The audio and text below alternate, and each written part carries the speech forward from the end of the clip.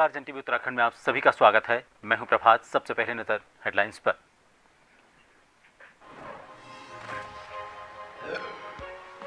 CM Dhami ने मां धारी देवी और श्री नागराजा देव डोली शोभा यात्रा का किया शुभारंभ। डोलियों की विधिवत पूजा अर्चना की कामना, कहा अटूट आस्था और विश्वास का प्रतीक।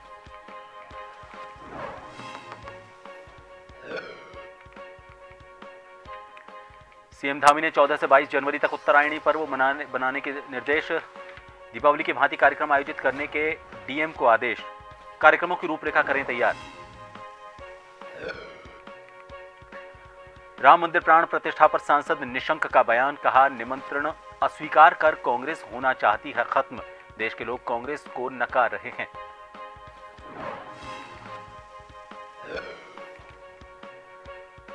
आत्मनिर्भर महिलाओं का हुआ सम्मान। कार्यक्रम में पूर्व मुख्यमंत्री त्रिवेंद्र सिंह रावत, उत्तराखंड महिला आयोग की अध्यक्ष कुसुम कंडवाल ने की शिरकत।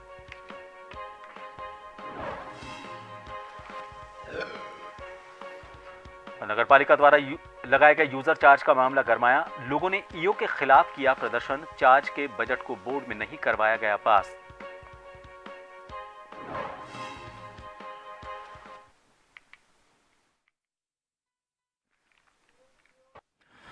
जोशीमठ ब्लॉक के अंतर्गत आने वाला लंगसी गांव में भी पांडव नृत्य का आयोजन किया गया, जो तकरीबन 12 वर्षों के पश्चात देखने को मिला। और अंतिम दिवस में भव्य मेले का आयोजन किया गया। स्थानीय ग्रामीणों का कहना है कि पांडव नृत्य का आयोजन इसलिए करते हैं ताकि गांव से लेकर पूरे क्षेत्र में खुशहाली बनी रहे। इसके साथ ही लंगसी गांव में इस कड़ाके की ठंड में भी पांडव नृत्य का आयोजन किया जा रहा है। गिडारा बुग्याल के प्रचार प्रसार में जुटा झीलगाड़ा वाटरफॉल युवाओं ने पर्यटन विभाग से विकसित करने की इस दौरान मांग रखी।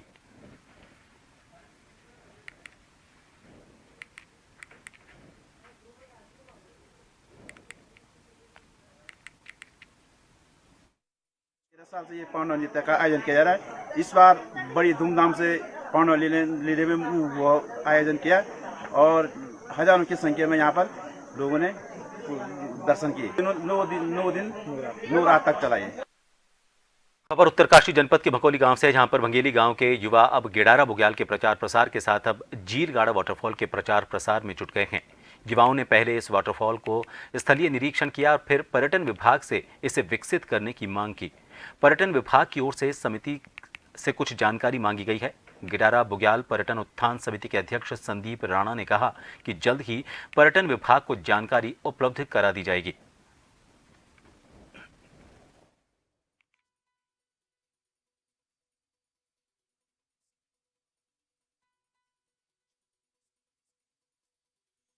मऊ जनपद के दक्षिण टोला थाना क्षेत्र के हकीकतपुरा इलाके में आज उस वक्त हड़कंप मच गया जब कड़ाके की ठंड में अलाव जलाते समय ब्लास्ट हो गया। इसमें 7 लोग झुलस गए। आनन फानन में सूचना मिलने पर मौके पर पहुंची पुलिस ने घायलों को जिला अस्पताल में भर्ती करवाया, जहां उनका इलाज चल रहा है। बताया जा रहा है कि अलाव जलाते समय आग में मोबिल ऑयल का डिब्बा भी डाल दिया गया था, जिसमें ब्लास्ट हो गया। फिलहाल घायलों का इलाज जिला अस्पताल में चल रहा है।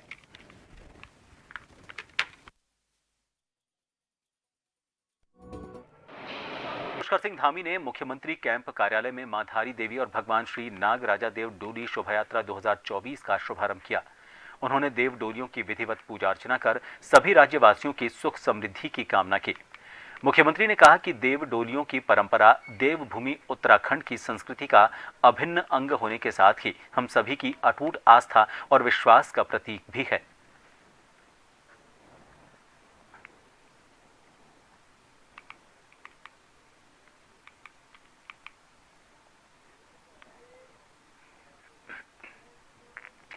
मुख्यमंत्री पुष्कर सिंह धामी ने 14 जनवरी मकर संक्रांति से 22 जनवरी तक प्रदेश में उत्तरायणी पर्व बनाने के निर्देश दिए हैं।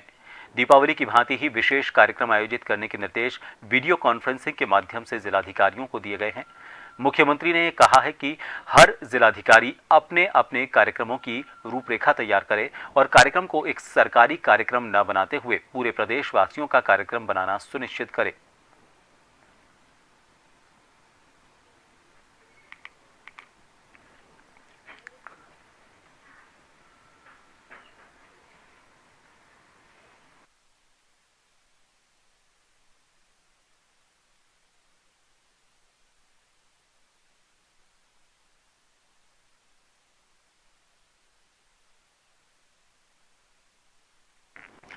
धर्मनगरी हरिद्वार में फरवरी के महीने में मुख्यमंत्री पुष्कर सिंह धामी विभिन्न परियोजनाओं का शिलान्यास और लोकार्पण करेंगे। इससे पहले सभी विभाग परियोजनाओं को अंतिम रूप देने में जुटे हुए हैं। हरिद्वार रुड़की विकास प्राधिकरण को विकास और सौंदर्यीकरण की जिम्मेदारी मिली है, जिसका काम तेजी से चल रहा है। HRDA के द्वारा नारसन बॉर्डर पर बन रहे पहले प्रवेश द्वार का काम लगभग 70% पूरा हो चुका है। शंकराचार्य चौक पर खेल सुविधाओं के विकास के साथ साथ हर कोर्ट में दीवारों पर खेल से जुड़ी पेंटिंग बनाई जा रही हैं। फ्लाईओवर के नीचे हो रहे निर्माण कार्य में पार्किंग, बैडमिंटन कोर्ट, बास्केटबॉल और स्केटिंग की सुविधा मिलेगी।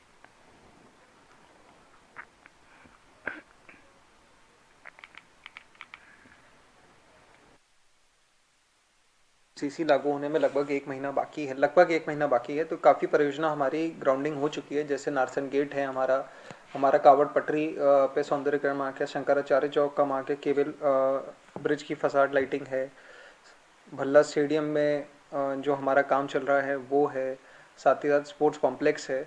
इसके अलावा भी कुछ 20 से 25 करोड़ की योजनाएं अभी हमने स्वीकृत कराई हैं चेयरमैन साहब जो हमारे कमिश्नर साहब हैं उनसे, और हम कोशिश करेंगे उन्हें जल्दी हम उनकी भी ग्राउंडिंग कर सकें। तो आशा करते हैं हम लोग कि इनसे सारे ही टेंडर्स हम 10 फरवरी तक खोल देंगे, जो अभी गतिमान है टेंडर्स। खबरों पर नजर डालेंगे। 22 जनवरी को होने वाली राम मंदिर में मूर्ति की प्राण प्रतिष्ठा से पहले उत्तराखंड में सभी जिलों में इस महोत्सव को सेलिब्रेट किया जा रहा है और इसके लिए संस्कृति विभाग हर जनपद में कार्यक्रम करने जा रहा है। साहित्य एवं संस्कृति कला परिषद के उपाध्यक्ष मधु भट्ट ने बताया कि 14 जनवरी से 22 जनवरी तक प्रदेश के तमाम मंदिरों में स्वच्छता अभियान और राम कथा समेत कई कार्यक्रम आयोजित किए गए हैं।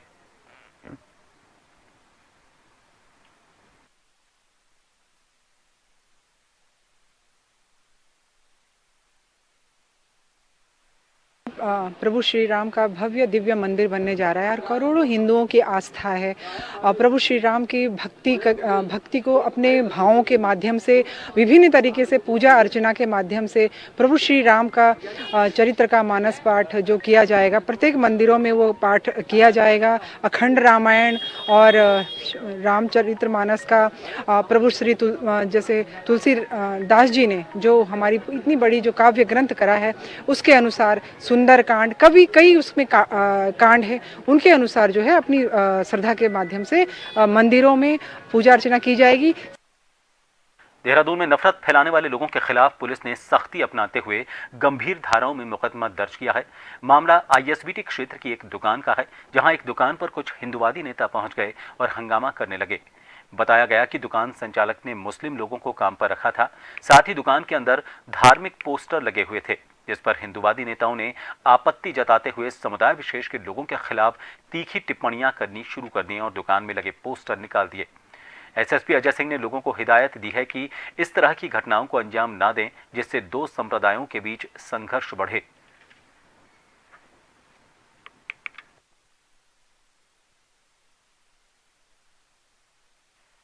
प्राय देखा जा रहा है कि सोशल मीडिया पर कुछ लोग सही फैक्ट की जानकारी ना करके और कहीं ना कहीं किसी मुद्दे को हाईलाइट कर दे रहे हैं और कोई धार्मिक भावनाओं को भी आहत कर रहा है। क्योंकि ऐसा ही एक सोशल मीडिया पर एक वीडियो वायरल हो रहा था, धर्म आधारित था और जिसमें धार्मिक नारे और किसी धर्म विशेष के लिए भी बातें कहेगी। क्योंकि इस तरह की चीज़ें जब वायरल होती हैं तो कहीं ना कहीं दो संप्रदायों में या दो धर्मों के बीच वैमनस्यता की कहीं लॉ एंड ऑर्डर इशू भी आता है। इसको देखते हुए उसका संज्ञान लेते हुए बीट कर्मचारी द्वारा जो वीडियो वायरल हो रहा था उस घटना का संज्ञान लेते हुए थाना पटेल नगर पर संबंधित धाराओं में मुकदमा दर्ज कराया गया है। सभी को इस प्रकार के लिए आगाह भी किया जा रहा है, चेतावनी भी कि कोई भी अगर फैक्ट है तो पहले विधि सम्मत उसकी जानकारी कर लें पुलिस से, कोई ऐसा वीडियो वायरल ना करे जो कानूनी रूप से उचित नहीं है। लोहाघाट नगर में नगर पालिका के द्वारा लगाए गए यूजर चार्ज का मामला लगातार गर्माता जा रहा है। यूजर चार्ज के विरोध में आज लोहाघाट के निवर्तमान पालिकाध्यक्ष गोविंद वर्मा के नेतृत्व में ईओ के खिलाफ नारेबाजी की गई और यूजर चार्ज वापस लेने की मांग की गई। निवर्तमान पालिका अध्यक्ष गोविंद वर्मा और सभासदों ने कहा कि पालिका प्रशासक और ईओ ने नगरवासियों को विश्वास में लिए बिना यूजर चार्ज लगा दिए हैं। यूजर चार्ज की वसूली शुरू कर दी गई है और इस मामले में पालिका बोर्ड को बेवजह घसीटकर बदनाम किया जा रहा है। उन्होंने कहा कि किसी भी बोर्ड के द्वारा यूजर चार्ज के बजट को पास नहीं किया गया है।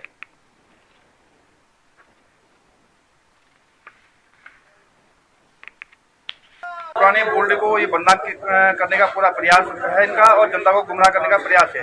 अगर बोर्ड में कोई इस प्रकार का प्रस्ताव आया भी है तो सिर्फ 6 महीने के लिए ही बाध्य होता है, 6 महीने बाद स्वतः ही निवृत्त हो जाता है।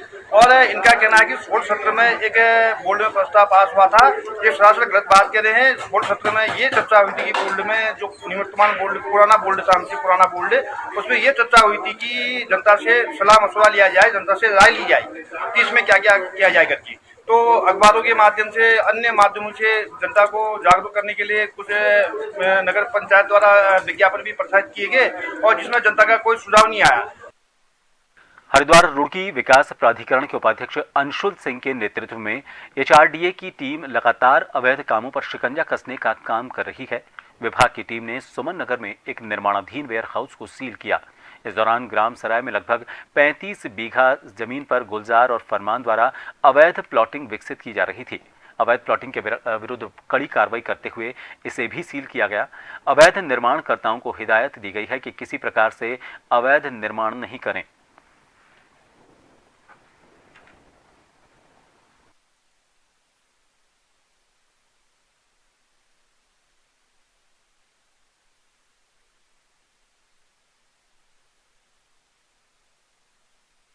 से आपको पता है सन 86 से एचआरडीए स्थापना हो चुकी थी, उसके बाद भी कई लोगों ने अवैध निर्माण करे गए। कुछ वेयर हाउसेज जिनकी कंप्लेंट करी गई थी, जिनके पहले भी नोटिस चले थे और जिन्होंने आश्वासन दिया था वो लैंड यूज चेंज कराएंगे, बट उनके द्वारा ये किया जा रहा है कि वो बार बार उनको नोटिस जाते हैं और वो टाइम मांगते हैं और वो लैंड यूज चेंज नहीं कराते हैं। तो इसमें हम लोग की आपसे अपील है, आप प्लीज़ आइए अपने लैंड यूज, अगर आपका कमर्शियल है तो आप नक्शा पास कराइए, और कमर्शियल नहीं है आवासी है तो आप पहले लैंड यूज चेंज कराइए और फिर आप वो पास कराइए। मैं ज़रूर मानता हूं जैसे हम लोग इन्वेस्ट इंडिया कर रहे हैं तो हम एकदम से कार्रवाई इसलिए नहीं कर रहे हैं कि बिजनेस को हर्ट हो, लेकिन इस आड़ में कि इन्वेस्ट इंडिया और इन्वेस्ट उत्तराखंड जैसे हम लोग थीम कर रहे हैं, कई लोग अवैध निर्माण करते हैं और अपने आप को समझते हैं कि वो हमें हेल्प आउट कर रहे हैं बाय डूइंग दिस। ये गलत धारणा है। जो नियम कानून है वो सभी के लिए एक हैं और उसके लिए कभी कभार हार्ड रास्ता भी हमें अपनाना पड़ता है, तो हम सख्त रवैया भी इसमें कर सकते हैं जल्दी। और फिलहाल यहां रुकेंगे एक छोटे से ब्रेक के लिए। बने रहिए जन टीवी पर।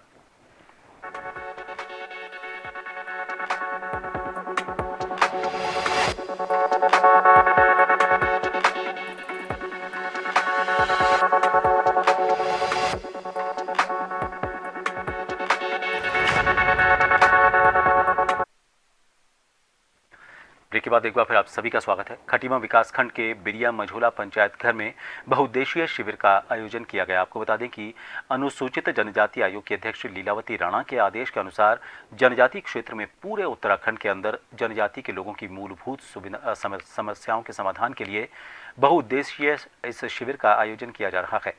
इसी संदर्भ में खटीमा विकासखंड के अंतर्गत बिरिया मझोला पंचायत घर में भी थारू जनजाति के लोगों की समस्याओं के समाधान के लिए बहुउद्देशीय शिविर का आयोजन किया गया। इस शिविर में सभी विभागों ने अपने अपने शिविर लगाकर लोगों की समस्याओं का समाधान किया।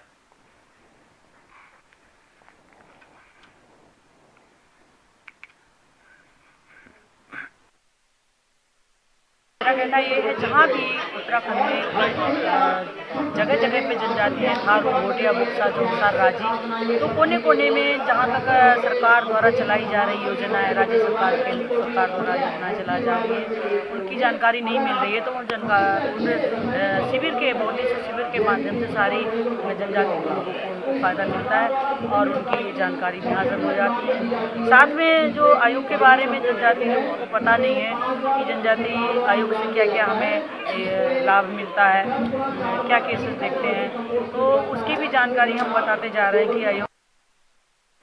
रुड़की आबकारी विभाग की टीम कच्ची शराब पर लगातार कार्रवाई कर रही है। मुखबिर की सूचना पर मंगलौर कोतवाली क्षेत्र के लिब्बा रेडी गांव के पास हाईवे किनारे सटे तालाब के पास कच्ची शराब बनाने की भट्टी लगाई गई थी। इसकी सूचना पाकर मौके पर आबकारी की टीम ने रात भर शराब बनाने वाले व्यक्ति का इंतजार करने के बाद सुबह जब वो व्यक्ति नहीं पहुंचा तो टीम ने शराब बनाने के उपकरण कच्ची शराब जब्त कर मौके पर तैयार किए गए लहन को नष्ट किया। आरोपी की तलाश में टीम जुटी हुई है।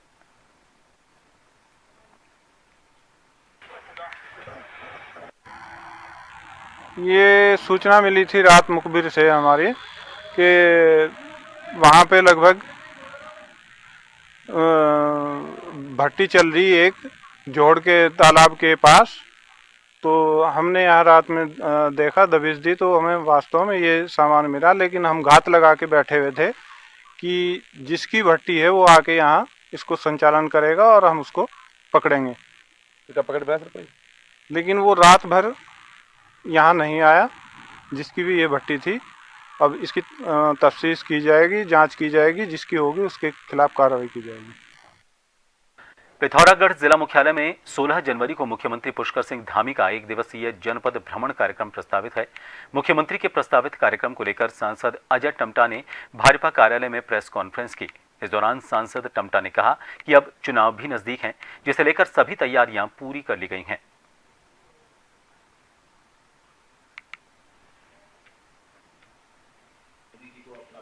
इस पिथौरागढ़ जनपद की दूरियों को कम करने का काम चाहे दीपू लेक कैलाश दर्रे तक है, चाहे आगे कैलाश का दौरा है। प्रधानमंत्री जी के द्वारा अंतिम गाँव को वाइब्रेंट विलेज के रूप में विकसित कर वहाँ की सीमाओं को सुरक्षा प्रदान करने के साथ साथ सुविधाओं से युक्त रोड, पानी, बिजली, संचार सभी संसाधनों से परिपूर्ण किया है। आज हम सबका सौभाग्य है कि पिथौरागढ़ में भी हमारा मेडिकल कॉलेज का पैसा हमको मिल गया है। हमने वहाँ पदों का सृजन हमारी स्टेट गवर्नमेंट के माध्यम से हो गया है, कैबिनेट ने पास किया है। वहीं जल जीवन मिशन के माध्यम से बड़ी बड़ी योजनाओं को लिफ्ट योजनाओं के माध्यम से करने का पूरा किया है। अभी पिछले 25-30 साल से मेरा पिथौरागढ़ का रनवे कंप्लीट हो रहा था। उसको डीजीसीए की clearance, airport authority of India की क्लियरेंस और डीआरडीओ की क्लियरेंस के साथ साथ ही उसके ऑब्स्टिकल में जो घर आए थे उन घरों का भी निस्तारण करके उसको क्लियरेंस किया है। देहरादून में कूड़ा उठाने के मामले में चौंकाने वाला खुलासा हुआ है। शासन के साथ साथ कोर्ट में भी निगम के अधिकारियों ने 100 वार्डों में 94% कूड़ा उठान का दावा किया। हालांकि धरातल पर हालत कुछ और ही है। जिन कंपनियों को निगम की ओर से कूड़ा उठाने की जिम्मेदारी दी गई वो निगम से पैसा तो पूरा उठा रहे हैं, लेकिन घर से कूड़ा उठाने की व्यवस्था में सुधार नहीं किया गया। इस मामले पर नगर निगम प्रशासक सोनिका का कहना है कि वार्डों में फिलहाल सर्वे का काम चल रहा है। जिन वार्डों में खामियां पाई जा रही हैं उन्हें दूर किया जा रहा है। इसमें ये मामले में संज्ञान में आया था और अभी सत्यापन की कार्रवाई चल रही है और करीबन 50% वार्ड में इनके द्वारा सत्यापन कर लिया गया है। रिपोर्ट अभी बन रही है। मैंने नगर आयुक्त को कहा है कि जांच तत्काल। सल्ट अल्मोड़ा जिले के विकास खंड सल्ट के हरिदत्त वैद्य सामुदायिक केंद्र देवायल सल्ट में पिछले कई समय से स्टाफ नर्स को लेकर दिक्कत हो रही है। प्रभारी चिकित्सा अधिकारी सल्ट डॉक्टर धीरेन्द्र गहलोत ने बताया कि हरिदत्त वैद्य सामुदायिक स्वास्थ्य केंद्र देवायल सल्ट में जल्द 6 स्टाफ नर्स की नियुक्ति होगी। उन्होंने कहा कि सल्ट विधायक महेश जीना के अथक प्रयास से स्टाफ नर्स की नियुक्ति होगी। स्टाफ नर्स की नियुक्ति होगी तो स्वास्थ्य सुविधाओं, डिलीवरी सहित अन्य कामों में ग्रामीणों को राहत मिलेगी। में जो बहुत दिनों से स्टाफ नर्स की समस्या हो रही थी, उनकी कमी चल रही थी, माननीय विधायक जी के अथक प्रयास से इस सप्ताह ही 6 स्टाफ नर्स की नियुक्ति होने वाली है, जो पूरे क्षेत्र की जनता के लिए बड़े हर्ष का विषय है। इससे जो डिलीवरी और आगे दूसरे चिकित्सा कार्यों में जन दुविधा होती थी, उसमें उस परेशानी से निजात मिलेगा।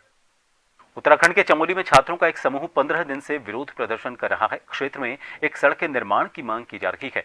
उन्होंने प्रधानमंत्री नरेंद्र मोदी को भी पत्र लिखा था। एक प्रदर्शनकारी ने कहा कि मैं जिला प्रशासन को चेतावनी देना चाहता हूं कि अगर यहां सेंजी मैकॉट मार्ग पर कोई कार्रवाई नहीं की गई तो इस क्षेत्र के लोग 18 जनवरी को बड़े पैमाने पर विरोध प्रदर्शन करेंगे। प्रदर्शनकारी सेंजी मैकॉट, बेमरू और ठुमकगोठ इलाके में सड़क निर्माण की मांग कर रहे हैं।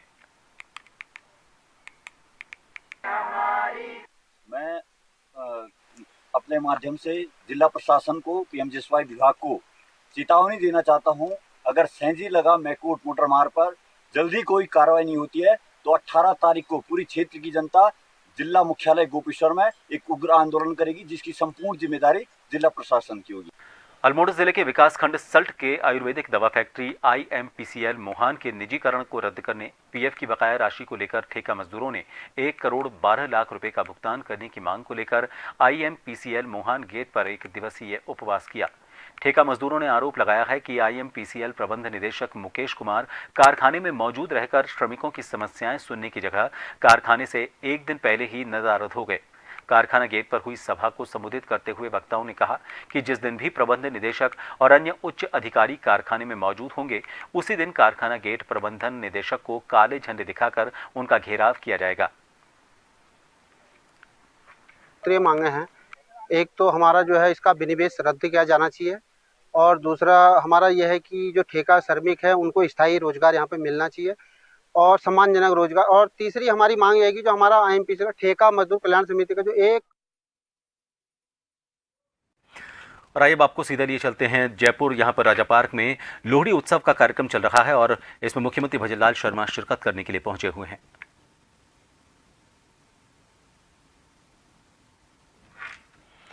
आपको बता दें कि गो कास्ट से यहाँ पर ये लोहड़ी का उत्सव मनाया जा रहा है। हर साल यहाँ पर लोहड़ी का ये उत्सव बड़े जोर खरोश के साथ मनाया जाता है। तो फिलहाल के लिए इस बुलेटिन में इतना ही। नमस्कार।